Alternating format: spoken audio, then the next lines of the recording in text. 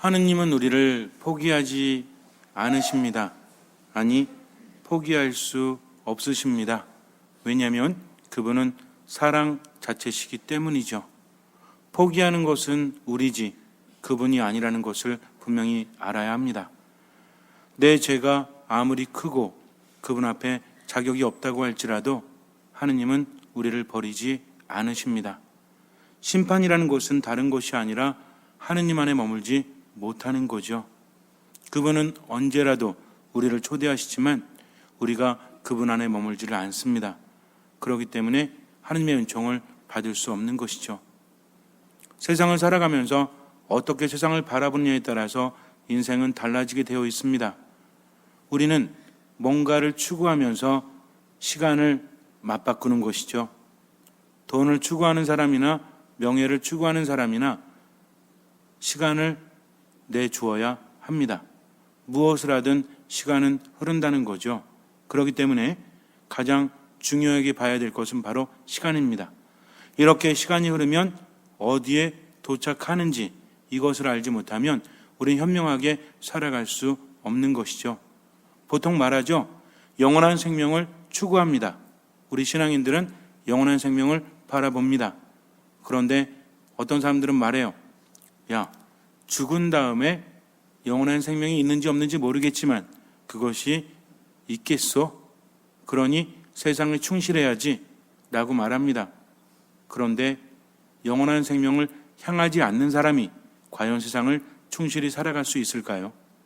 힘이 있거나 뭐가 있을 때는 상관이 없지만 인생이라는 것은 꽉 찼다가 비워지게 되어 있죠.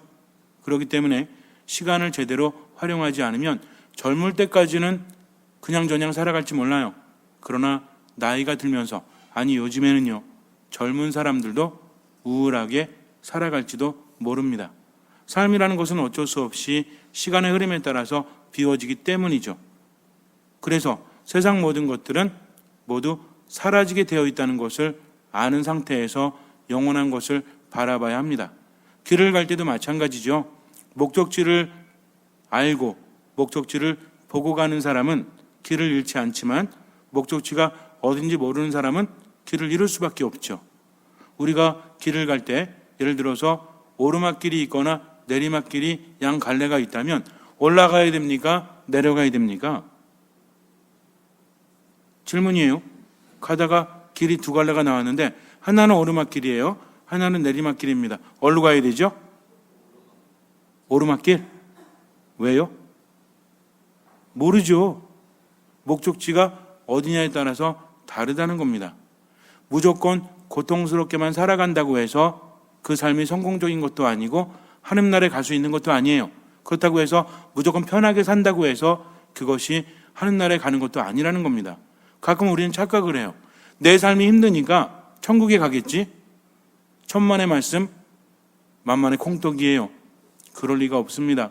내 삶이 힘들다고 해서 무조건 하늘나라에 들어가는 것이 아니라 그 힘듦이 무엇 때문이냐 하는 거죠. 십자가를 지고 가느라 힘들었다면 하늘나라에 갈 수 있지만 그냥 내 자신 때문에 힘들었다면 그 사람은 갈 수 없다는 것입니다.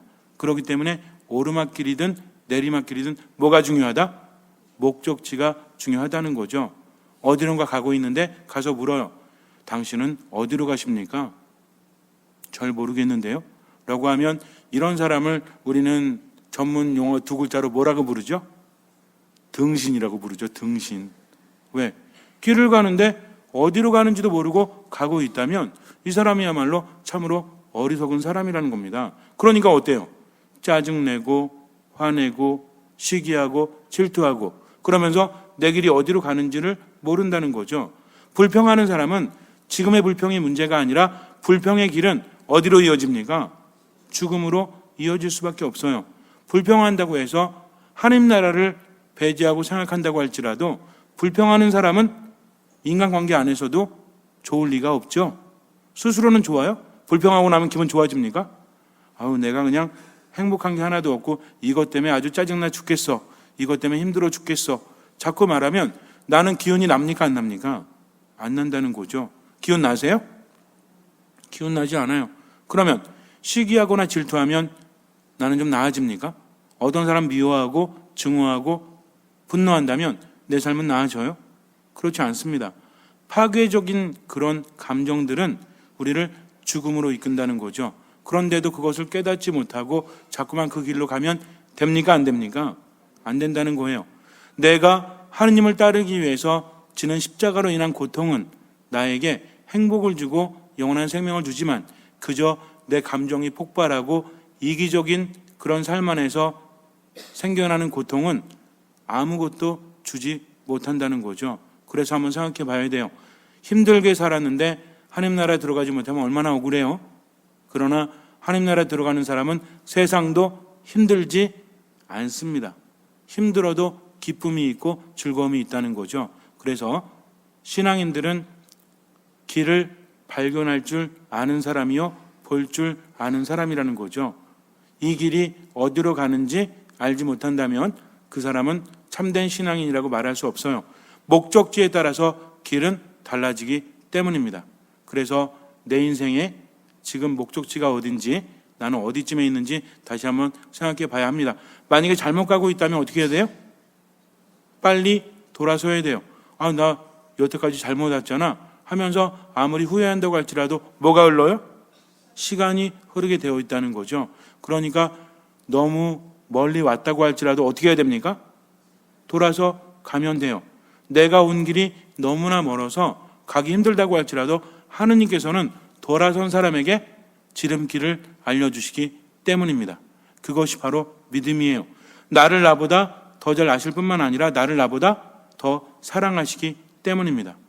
믿는 사람은 그 목적지를 보고 최선을 다하면 나머지는 주님께서 채워주신다는 거죠. 그러나 빨리 돌아서야 그만큼 남은 시간이 행복하고 아깝지 않겠습니까?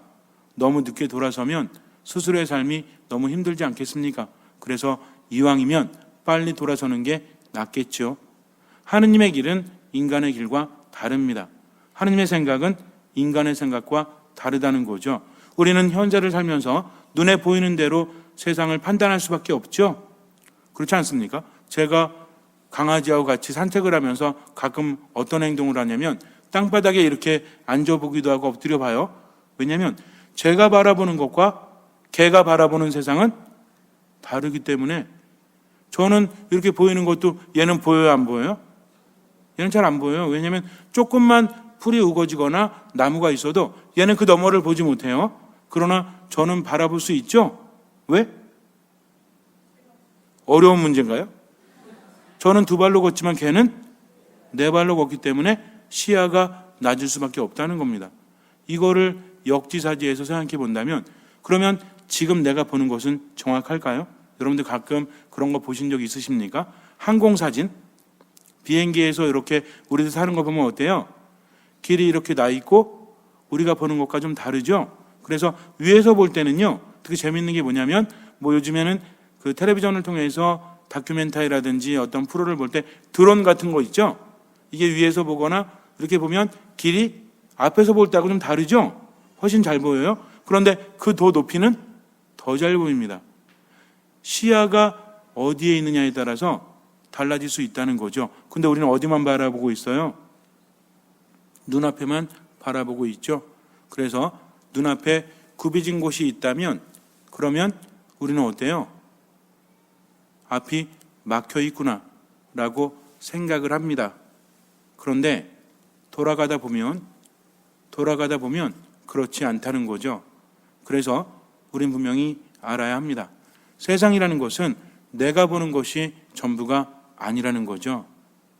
하느님께서는 우리와 생각이 다르시고 또 길이 다르십니다. 그래서 우리에게 그 길을 가기를 바라요. 하지만 현세에 묶여있는 사람은 늘 하느님을 바라보지 않는 사람은 그 길을 발견하지 못합니다.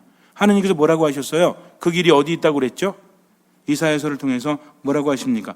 내 생각은 너희 생각과 같지 않고 너희 길은 내 길과 같지 않다. 주님의 말씀이다. 하늘이 땅 위에 드높이 있듯이 내 길은 너희 길 위에, 내 생각은 너희 생각 위에 드높이 있다라는 거죠. 그런데도 우리는 그냥 눈앞의 시야에 갇혀서 모든 것을 판단해 버립니다. 하지만 하느님을 믿는 사람은 분명히 알고 있죠. 하느님은 나를 나보다 더 잘 아시고 더 사랑하시기 때문에 나에게 좋은 것을 주신다. 그러니까 어떻게 합니까? 영원한 것을 바라보면서 어디 충실해요? 지금 여기에 충실하다는 거죠. 영원한 생명이라는 것은 죽은 다음에만 얻는 것이 아니라 삶의 방향이 그곳을 향한 사람은 지금도 행복할 수 있고 지금도 즐거울 수 있다는 겁니다. 여러분에게 묻겠습니다. 행복이란 무엇입니까? 배불리 먹는 것? 배불리 먹어도 먹을 땐 좋지만 배부른 다음엔 행복하지 않아요. 그러면 편안하게 자는 거? 자는 것도 한 7, 8시간, 9시간 잘 때 행복하지 계속 누워있으면 행복하지 않아요. 그럼 진짜 행복이 뭐죠? 변하는 세상 안에서 우리가 바라보는 것이 전부가 아니라는 겁니다. 그러나 인간에 대해서는, 나에 대해서는 나보다 누가 더 잘 아세요? 하느님께서 아신다는 거죠. 그러니 우리는 그분의 말씀을 듣고 응답해야 합니다. 아무것도 판단하면 안 돼요. 내가 나이가 들었든 내 상황이 너무나 안 좋든 내 죄가 너무나 크든 하느님께 돌아서면 돼요.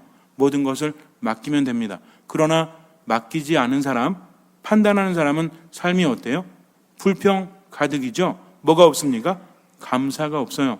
맡기는 게 없으니까 부정적인 감정 안에서 괴로워하죠. 정신이 복잡해지니까 마음도 어때요? 점점 여유가 사라지죠. 몸도 어떻겠어요? 힘들죠. 뭘 해도 자신감 있어요? 없어요? 없습니다. 남의 눈치만 보면서 사람들이 나 싫어하는 거 아니야? 나 미워하는 거 아니야? 나 망하는 거 아니야? 모든 게 부정적입니다. 왜? 어디로 가고 있기 때문에? 죽음으로 가고 있기 때문에 그래요. 그러나 하느님 안에 머무는 사람은 그것을 느낀다고 할지라도 그 안으로 빠져들지 않아요. 하느님 믿는다고 할지라도 삶은 어려워요. 두려움은 있습니다. 그러나 모든 것을 맡겼기 때문에 어떻게 합니까? 주님, 저는 주님의 종입니다. 말씀하신 대로 이루어지기를 바랍니다. 저보다 저를 더 잘 아시고 저보다 더 저를 사랑하시는 주님, 모든 거 맡기고 최선을 다하겠습니다. 나머지는 알아서 해주세요. 하면서 최선을 다하다 보니까 모든 삶이 어떻게 보여요? 감사할 거리가 보여요. 겸손해집니다. 말씀을 듣는 순명이 생기죠. 그러니 어떻습니까? 길이 보입니다. 처음에는 막다른 길인지 알았는데 주님께는 자꾸 가라고 하시죠. 주님, 길이 막혔다니까요. 아니야, 괜찮아. 나만 믿고 가봐. 막혔지만 가보니까 어때요? 옆으로 길이 있어요. 나는 못 보지만 하느님께서는 그 길을 만드셨기 때문입니다. 제자들이 밤새도록 물고기를 잡았지만 한 마리도 못 잡죠? 그래가지고 이제 아침에 다 걷어내려고 했는데 주님께서 뭐라고 하십니까? 예수님께서 자, 깊은 데로 가서 그물을 쳐라. 저희가 밤새도록 잡았지만 한 마리도 못 잡았습니다. 그러나 그물을 치라고 하시니 그렇게 하죠. 그래서 그물을 쳤죠. 이 사람들은 어부였습니다. 잔뼈가 굵은 사람들이에요. 밤새도록 못 잡았다면 정오에 잡힐 리가 없죠. 여러분들 한낮에 고기 잡힙니까? 잘 안 잡혀요. 그래서 제가 이 황구지천도 이렇게 가다 보니까 굉장히 아름다운데 저도 황구지천이 그렇게 아름다운지 몰랐어요. 여기서부터 의왕까지 왕송호수까지 연결이 되어 있습니다. 조금만 나가면. 그래서 걸어가기도 하고 자전거 타기도 하고 사람들이 많은데 이 천을 보니까 오리들이 많아. 근데 오리들이 낮에는 어떻게 하고 있는지 알아요? 이 그늘 같은 데서 이렇게 고개를 어디다 쳐박는지 모르겠어요. 날개 밑으로 이렇게 쳐박고 뭐예요? 자. 정오쯤에. 그러다 언제쯤 일어나? 한 5시 또는 한 5시 반 이럴 때 좀 해가 좀 이렇게 길고 선선해지죠? 얘가 어디로 가요? 물로 갑니다. 뭐예요? 저녁 식사하잖아요. 저녁 식사. 그러니까 한낮에는 물고기를 잡는 오리가 별로 없어요. 왜? 별로 안 잡힌 얘는 숨어 있으니까. 언제쯤 나와? 해가 지기 시작하면 그때부터 나온다는 거죠. 근데 밤새도록 못 잡았는데 한낮에 있을 리가 있어요? 없어요? 없습니다. 그러나 주님께서 말씀하시니까 어떻게 돼요? 그물이 찢어질 정도로 많이 잡힌다는 거죠. 이것이 주님의 길이요, 주님의 생각입니다. 그런데 내가 어떻게 감히 내 인생을 판단하고 다른 사람의 인생을 판단할 수 있겠습니까? 그래서 믿음이라는 것은 무엇이다? 판단하지 않고 모든 것을 하느님께 맡기는 거다. 그분은 자비로우시고 나를 사랑하시기 때문에. 그래서 복음을 보면 어때요? 포도밭 주인이 사람들에게 일을 시키는데 새벽에 가서 일꾼들 구할 때는 뭐 그냥 정상적이었어요. 근데 문제는 뭐야? 9시에 나가서 일꾼들 더 데려오고 또 몇 시에 나갑니까? 3시에 가고 5시에 나가죠. 5시에 갔다는 건 정상적이지 않습니다. 왜냐하면 6시에 일 끝나거든요. 그러면 어떤 사람이 5시에 데리고 와가지고 1시간 일 시키고 한 데나리온 줍니까? 이거 하루 품삯이거든요. 그런데도 그렇게 준다는 거죠. 무슨 얘기예요? 이 주인이 가서 묻죠. 사람들이 서 있으니까 아니 당신들은 왜 온종일 아무 일도 안 하고 이렇게 서 있어? 그랬더니 뭐라고 합니까? 아무도 우리를 사가지 않습니다. 이 사람들은요, 하루 일하지 않으면 하루 벌어먹고 살기 힘든 사람들이에요. 그런데 오후가 되면 포기해야 되면 누가 데려가겠습니까? 지금처럼 무슨 밤일이 있는 것도 아니에요. 그때는 난일이 끝나면 그냥 접어야 돼요. 근데 이 사람들 왜 있었죠? 일거리가 있을까봐? 그게 아니죠. 할 수 있는 게 없잖아요. 집에 돌아가 봤자 가족들에게 걱정만 끼치니까 어차피 하루 공치긴 했지만 그래도 버틸 때까지 버텨보는 거죠. 희망이 없는 거예요. 그런데 누가 와서 그들에게 희망을 주십니까? 포도밭 주인이. 포도밭 주인은 누구예요? 포도밭은 무엇입니까? 성경에 포도밭 나오면 하느님 나라죠. 그러니까 포도밭 주인은 누구야? 하느님 나라의 주인은 하느님이십니다. 이렇게 하느님은요, 인간이 포기할 때도 기회를 주세요. 그러니 우리는 언제까지 포기하지 않아요? 죽을 때까지 포기하지 않습니다. 잠시 눈을 감으세요. 그분은 우리를 너무나 사랑하십니다. 우리는 마음만 열면 돼요. 세상 두려워하지 마세요.